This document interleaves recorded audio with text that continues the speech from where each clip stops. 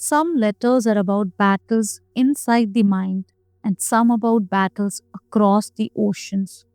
Welcome to another episode of Letter to Krishna. Today we are sharing two heartfelt voices, one from the young soul trapped in the cycle of overthinking, and another from a father separated by distance from his family back in India. Stay with me till the end because somewhere in these stories, you might just hear your own. Dear Krishna, I don't even know how to explain this, but my mind feels like my biggest enemy right now. I overthink everything. Someone says something to me, and I replay it 100 times, trying to figure out what they actually meant. I make one tiny mistake, and suddenly I am convinced I have messed up everything. The worst part?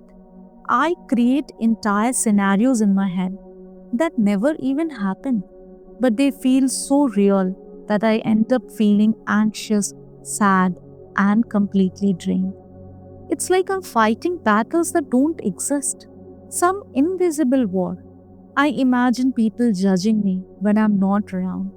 I picture things going terribly wrong before they even start. I worry about the futures that might never happen. And then I stress about those imaginary futures like they're real. And while I'm stuck in my head like this, actually life just passes by. I see other people living, laughing with friends, making plans, moving forward. But me, I am trapped inside my own thoughts, completely paralyzed. Krishna, I am exhausted. I know deep down that life is bigger than all these fears. I know you didn't give me this life just so I could waste it, worrying about things that aren't real. I want to trust more and finally let go of these stories I keep creating in my mind. I want peace, Krishna. Not later when everything is perfect, but right now. I don't want to keep fighting shadows anymore. Please help me. Teach me how to stop when my thoughts start spinning out of control. Help me catch myself before I fall into another imaginary disaster.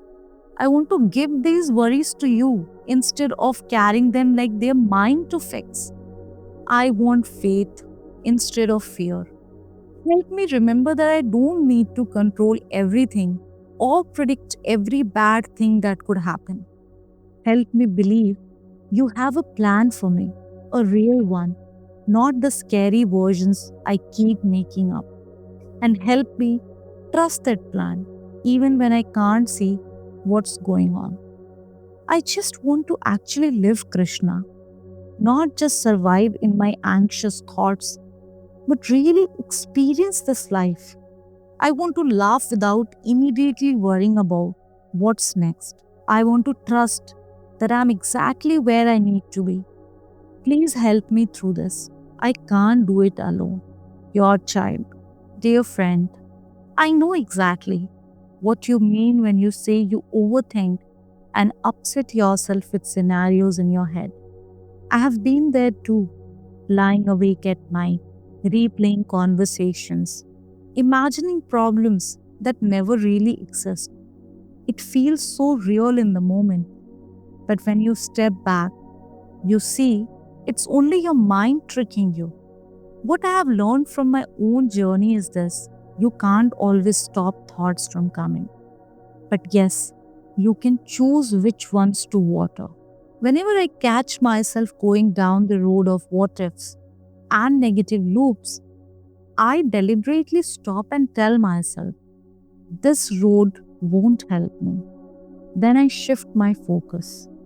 Instead of building scary stories, I start dreaming up beautiful ones about having a romantic evening with my husband, getting awards, giving award acceptance speeches, about traveling together to places me and my husband have never been to. I imagine us growing old together. I think about the life I want to create, the kind of woman I want to become, the friendships I want to nurture. I make those dreams vivid, almost like a movie in my head. And slowly, the anxious thoughts lose their grip. The best part? These positive, hope filled thoughts don't just calm me, they start shaping my reality. They give energy to my goals, to my future. This isn't easy at first. The mind will try to run back to the old stories. But with practice, every time you catch yourself and redirect, you are training your mind. Over time, it becomes natural. And trust me, this simple act of shifting focus is very powerful. It heals your present and also manifests your future. And I'm saying this with my own experience. So, next time you feel yourself spiraling, pause. Smile gently at your thoughts and choose a better road, one filled with dreams worth living. And believe that Krishna will take care of future very well. Radhe Krishna, and take care. While some battles are inside our thoughts, others are stretched across continents. Our next letter comes from a man in the US, writing with the weight of miles between him and the family he misses. Dear Krishna, I'm sitting here alone again tonight, and I didn't think it would feel this heavy. It's only been a couple of months since I moved here to the US. But Krishna, every single day feels like a year. Everyone back home is so proud. They think I'm living a great life here. But this isn't living. I wake up, go to work, come back to an empty apartment, and the silence just swallows me whole. I miss everything, Krishna. The sound of my child's laughter filling the house, my wife's voice calling me for dinner, even the small arguments, the messy mornings, the chaos of our little life together. Last week, during our video call, I could see the tiredness in my wife's eyes. She's doing everything alone now, managing the house, raising our child, pretending she's fine. And here I am, thousands of miles away, not able to do anything. Krishna, I prayed to you desperately for that visa approval.